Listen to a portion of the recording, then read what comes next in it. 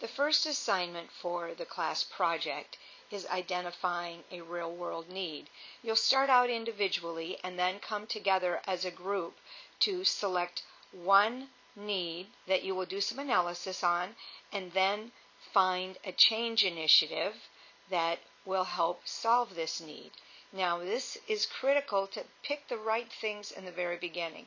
So I want to take just a few minutes and go over the parts of the presentation that you had in your Week 1 resources to help you understand it a little more fully. Part 1 of the project, Building a Business Case Proposal, starts with that perceived need. So you're going to want to spend some time and really identify a true need. I'll start with a little advice. Don't put the cart before the horse. In other words, don't go solution searching for a problem. What you want to try to do is just find that perceived need.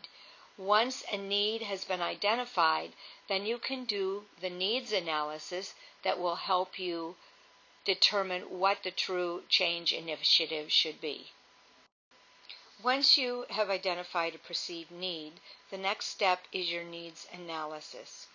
And I'm going to take just a moment to take you through some of the questions to ask and the things to look for to take yourself from that perceived need to the point of a change initiative that you want to build that case proposal for. So the first step of your needs analysis is to ask the question, what does it look like? Is there visible signs that you can observe?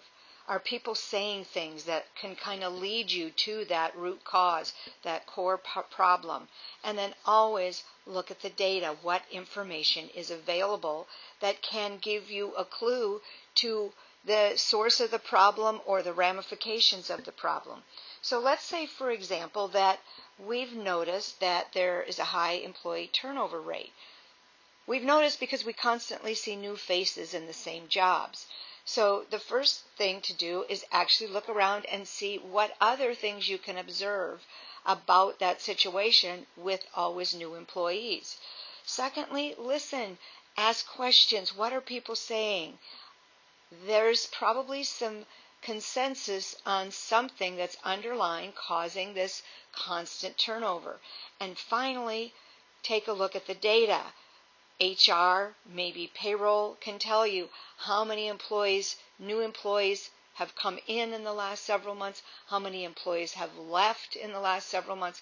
All of this information can give you a better idea of what that problem looks like and what the perceived need is to solve that problem. Next, we want to ask the question, what's the impact?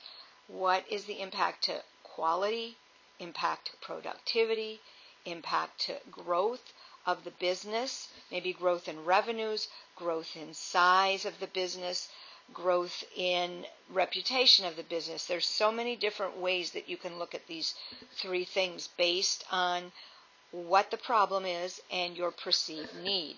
So just let's go back to our employee turnover.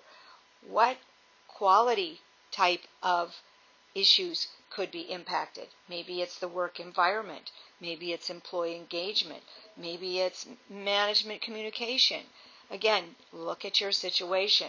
In productivity, is there something not quite right with training? Maybe the employees don't have the right tools. And then finally, looking at growth. Is there the proper support for employees to grow within the organization?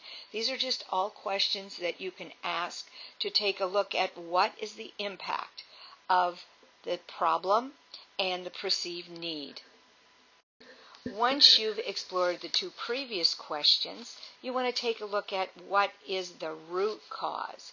So some of the things that you may have found in the first two questions are actually just symptoms. They are not really the problem. They are not really the core issue. They're just leading you to the root cause.